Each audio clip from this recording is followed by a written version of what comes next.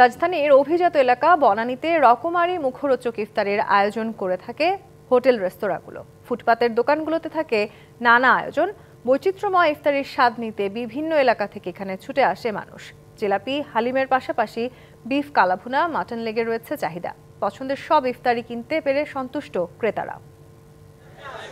Office ছুটির পর বাসা যাওয়ার সময় পরিবারের সাথে ইফতার করতে বাড়তি কিছু ইফতার সামগ্রী নিতে বনানীর নামিদামি হোটেল এন্ড রেস্টুরেন্টগুলোতে উপচে পড়া ভিড়।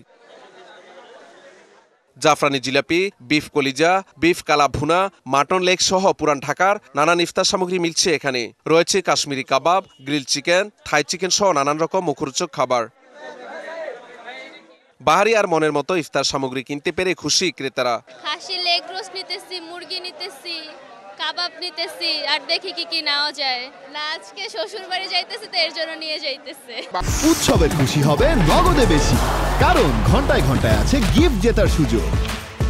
বাসায় অনেক সময় আত্মীয় স্বজন আসে অথবা একটা ইফতার পার্টি বা একটা গেট টুগেদার করার জন্য আমরা অনেক সময় এখান থেকে নিয়ে থাকি। লেগ রোস্ট, তারপর হচ্ছে খাসির কালাভুনা, আর হচ্ছে প্লেন পরোটা, এগুলো স্পেশালি এগুলোর জন্য এখানে বেশি আসা।